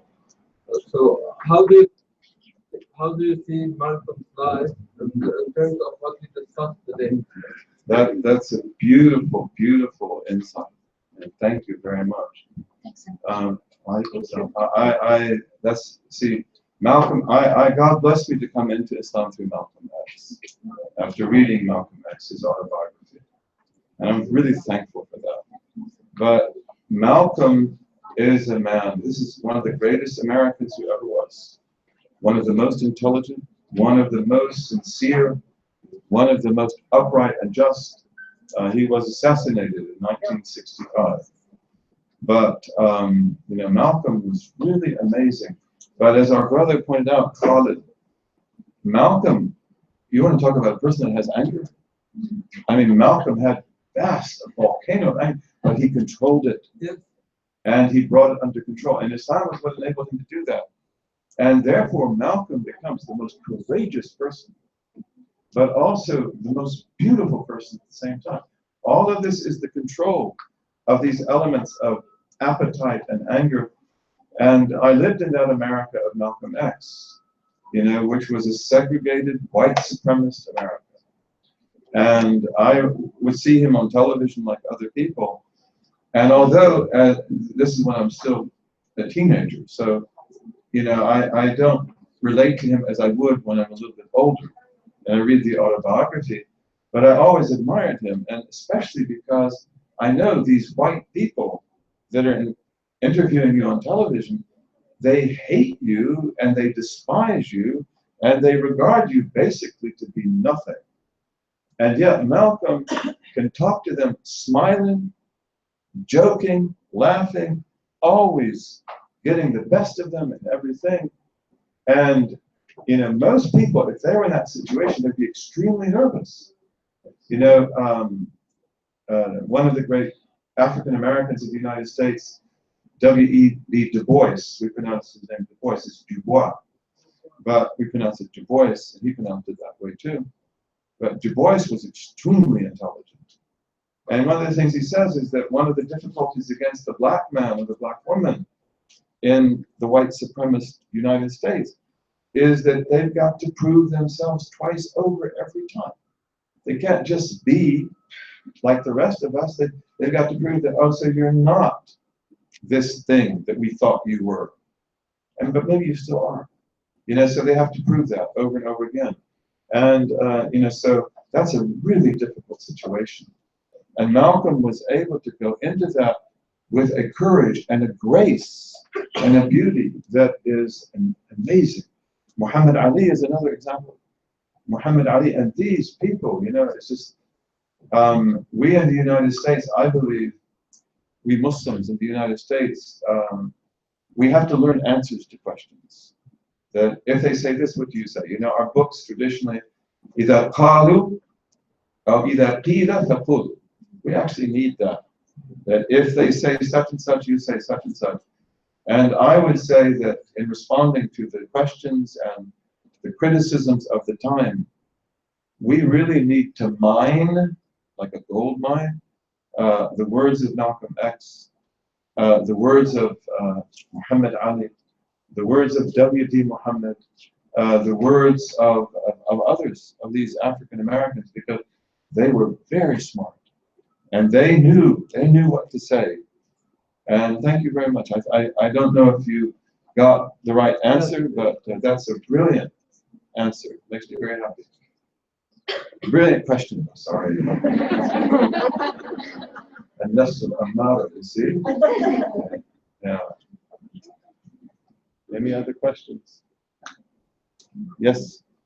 Sidi Yusuf. I just have a question. So you were talking about how the brain, the heart, and the liver correspond to certain, like the soul and the spirit and the spiritual. The thing is, like, how were we able to do this? Like I heard it before, even like before Islam. Like for example, in like Greek mythology, the liver is the manufacturer of emotions and stuff. In other religions, but like on what grounds were they able to conclude this? Because like the fact that you said the spirit is just like me, like it has it's like my resemblance. But yet maybe the spirit is just some cloud, maybe. Like, how do you know like it's my shape? That's a good question. So, where did they get this knowledge? It's a very good question. I'm not sure that I have a very good answer. I would say that it comes from a very thorough understanding of the Quran and the Sunnah and all of its vastness, because the Prophet tells us many things. It comes also from Ilm al-Mukashafa, the science of unveiling, and Imam al-Ghazali tells us about that and how it works. It comes, you know, from things like that. Probably also it comes from other traditions. that Muslims have read about, and then they verify and they say that yes, this is acceptable. And in the end, it's probably true to say that this is an ijtihad, and the secret of it God knows best. But these are beliefs that were very common in our ummah. And that's probably the best answer I can give you. That in any case, they don't do this arbitrarily. And they don't do this frivolously. And one of the points I think that we have to make here is that in order to have science, you have to have metaphysics. We talked about reductionism before. One of the very harmful aspects of reductionism is that in the West, it has also, in the process of reduction, ruled out all metaphysical truth.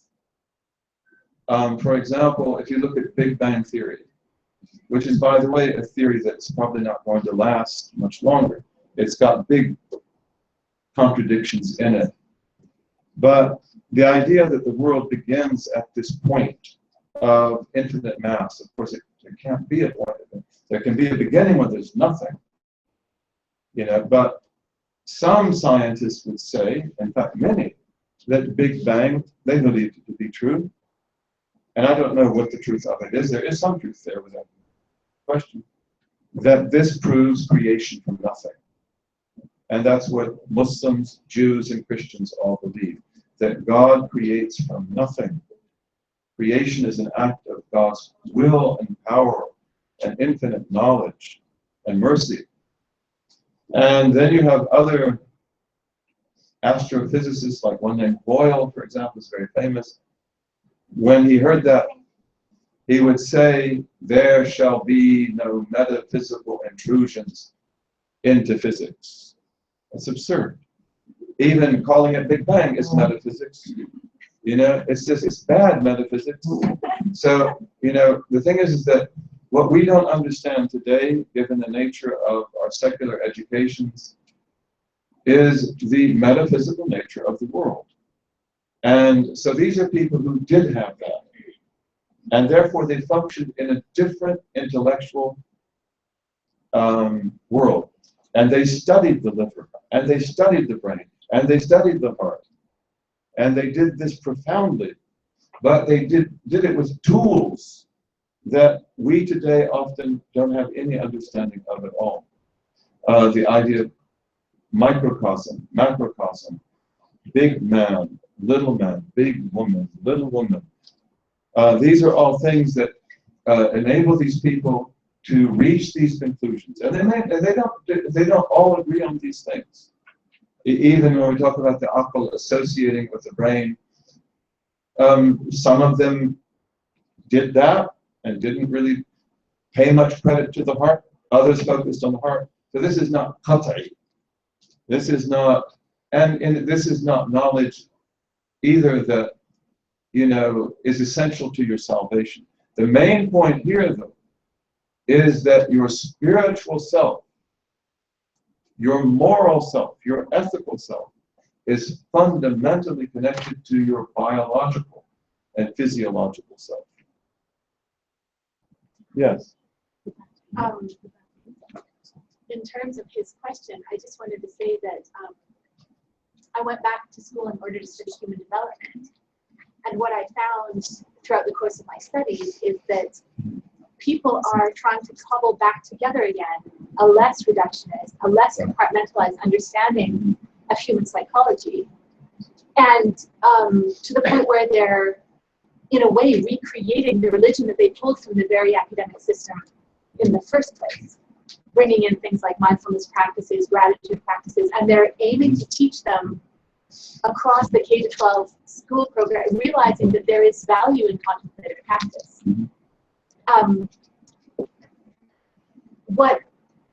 What I wanted to ask you is, in this age where we are now in a situation as Muslims in the West, not dissimilar to the way you described Malcolm X as having to prove ourselves twice. One, that we're, even approaching human, And then we have to prove, well, we're not just human, you know, we do have some things to offer.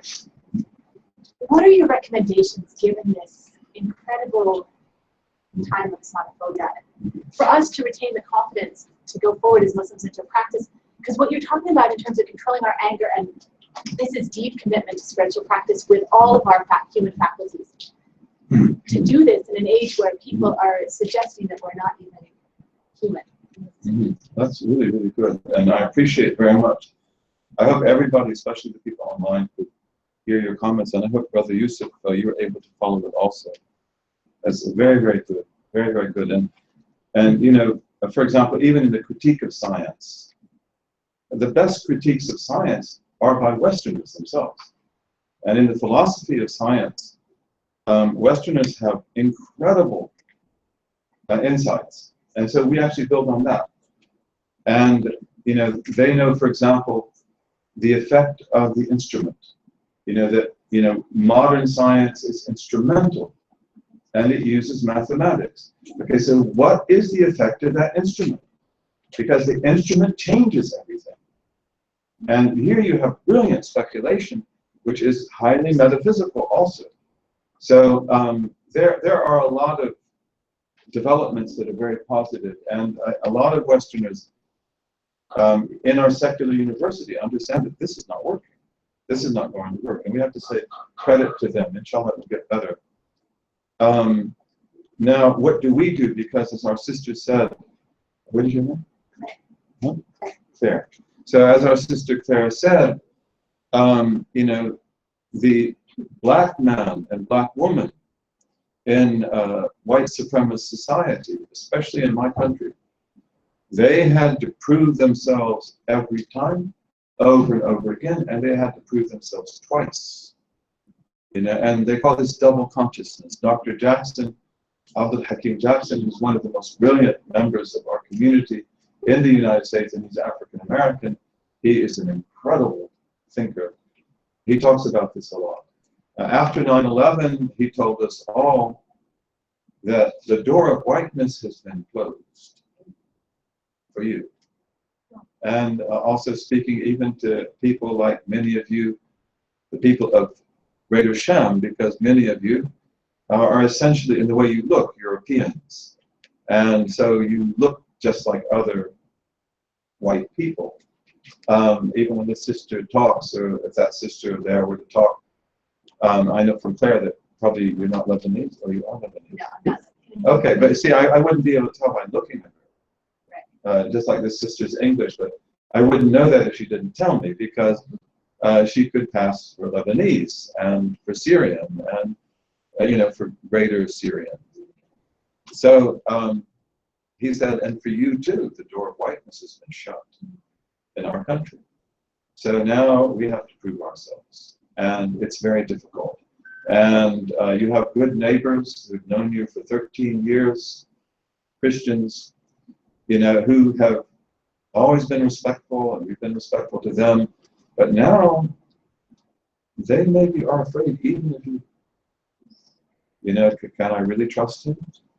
And you know, Sheikh Hamza Yusuf's father passed away last year. His father died as a Muslim, beautiful man, brilliant man. He knew literature inside and outside. He did a khatam of Shakespeare every year, over 60 times in his life. And yet, you know, when ISIS got into the news, doing the things they do on television, saying the things they say, his father came to him and said, is this Islam? And Sheikh Hamza responded by saying something to the effect that nothing you have ever said to me has hurt me as much as these words. Because you've lived with me now for years, and we've talked about Islam, and you've studied Imam al-Ghazali, and you know this is not Islam. So how could you ask me that question? But even he begins to doubt. And many Muslims are checking out. Many. It's like, I don't want to be part of this. I'd like to belong to the civilized world. I'd like to belong to the world of people who don't hurt other people. So we're in a really desperate situation. The media does this, and they're going to continue to do this. So what do we do about it? This needs a summit to answer that question. A summit of people like yourselves and other people and other great people. We've got to do our work. We've got to produce films. We have to produce documentaries, things on YouTube. We've got to use art, and we're doing that. We've got to do it more and more. But and we've got to respond in writing and in every way. In the modern society, if you want to communicate effectively, you have to use every type of media that's there. This is one of the rules. You can't just use conferences and lectures. You can't just use television. You've got to use Facebook and YouTube and everything else. That might sound strange, and probably to most of you it doesn't, but this is one of the principles of modern propaganda and communication. You have to use all forms of media. So we have to do that. We have to do that powerfully. And then at the same time, in my opinion, we have got to pioneer forward. We have got to be a vanguard. And that means those of us who understand this religion and who believe in its tradition, we've got to begin to do something else. We can't just be responding to attacks. There must be among us really competent people, who do that. We have a brother, Mehdi Hassan. Do any of you know him? Mehdi. I worked for him in the debates on Oxford. God bless you. I mean, like this man, for example, is a model. Mehdi Hassan, mashallah, he can go to bat for us. In my opinion, he is brilliant. And there are other men and women like that too. So we need you. We need you today. And, then also we've got to be doing other things. Our little group in Chicago, for example, is beginning a humble project which will start in a few days. Sorry? You're going to be joining them the 22nd. Yeah, and I'll join them. We start that. And this is to begin to feed people on a weekly basis in the poorest part of Chicago. This is in the poorest part of Chicago. This is a part of the inner city where actually people are walking around starving. You wouldn't believe that probably, but it's true in my own country. So we want to begin to give them food on a regular basis. And again, inshallah, we do this for God. We don't do this for propaganda.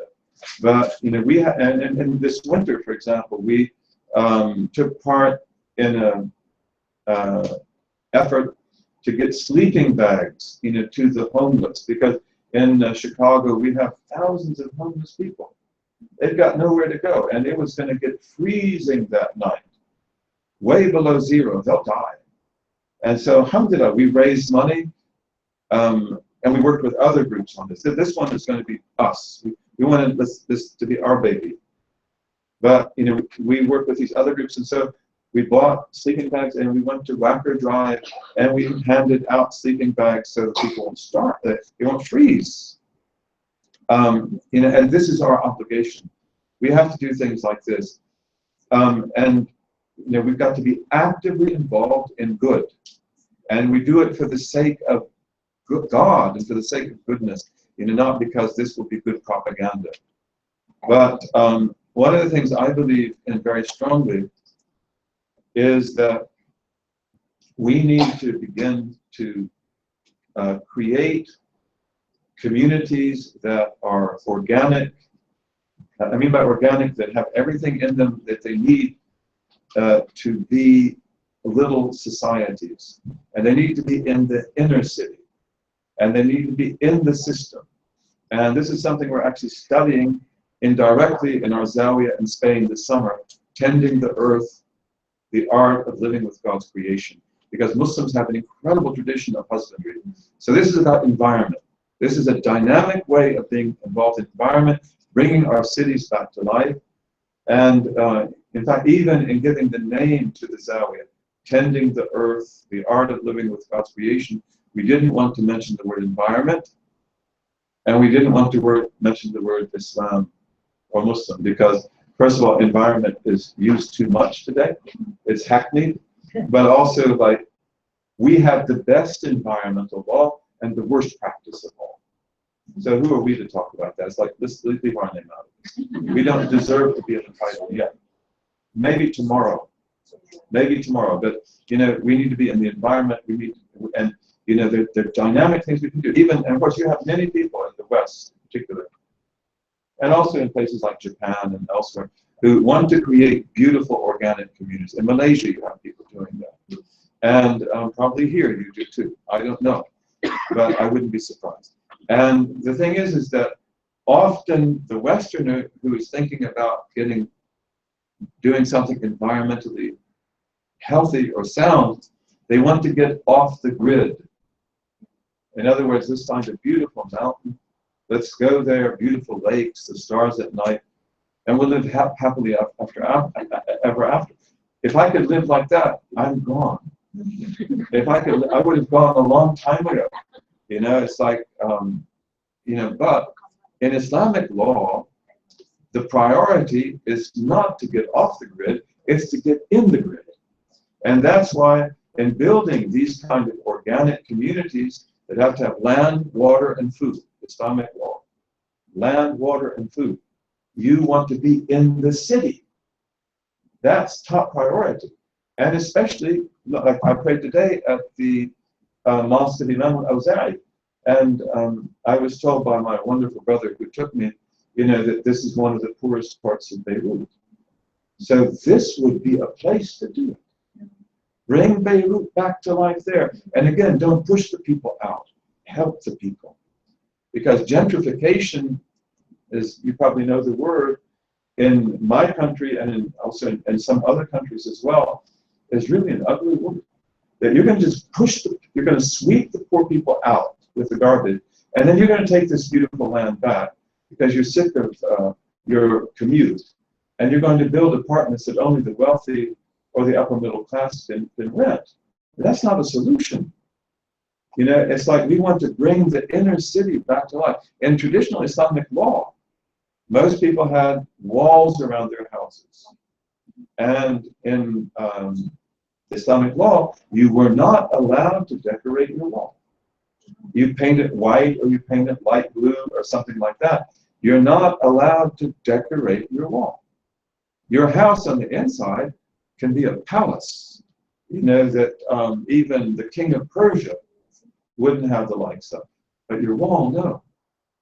And why? Because we don't want anybody to know who's rich and who's poor.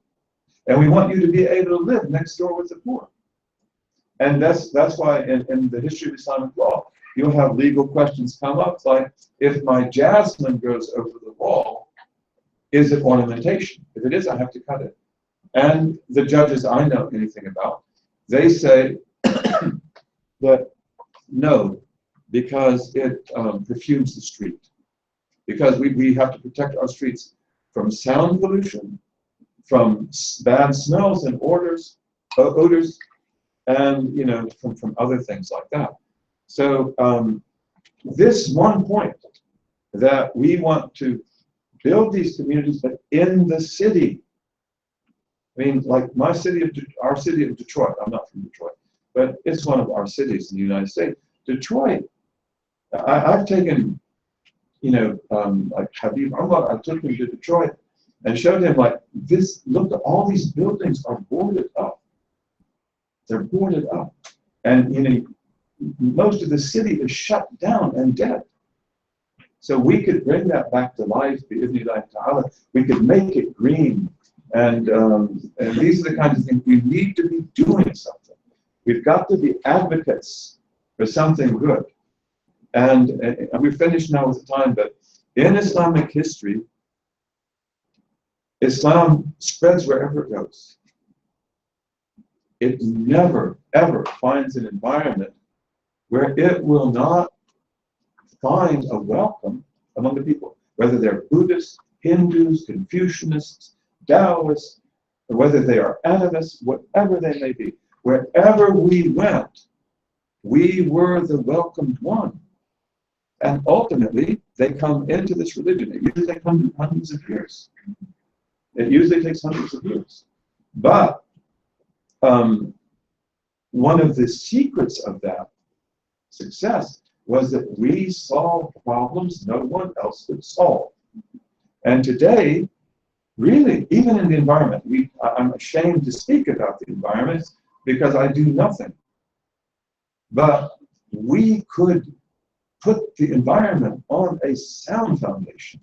We've got the metaphysical, the spiritual, the religious, and the legal tools for that, and for other things as well. So historically, we solve problems no one else can solve, like caste, or like in West Africa, for example, you had tribal divisions and caste system. And West Africa is very rich, but the Muslims put that all together over a period of several hundred years. And the secret to that is the Muslim Trading Village Cooperative. That's an innovation. The Muslim Trading Village Cooperative. This enabled them to do that economically impossible task. Because these cooperatives, which become villages, organic villages, they take in converts, they educate them, but also they can always be sending caravans to the market, even though the prince is going to take every other caravan. The king is going to take every other caravan. But you will not be bankrupt because the village will just put together another caravan. But this took hundreds of years. And then when West Africa was finally brought together as an economic system, well, you have the last days of the Empire of Ghana, which becomes a Muslim empire. Then you have the Empire of Mali, which grows out of the villages. And to this day, its spirit lives in those villages. They're still there. And then you have the Empire of Songhai. So we've got to be working. We've got 1,000 things to do. And may we be able to do them and have courage, have hope.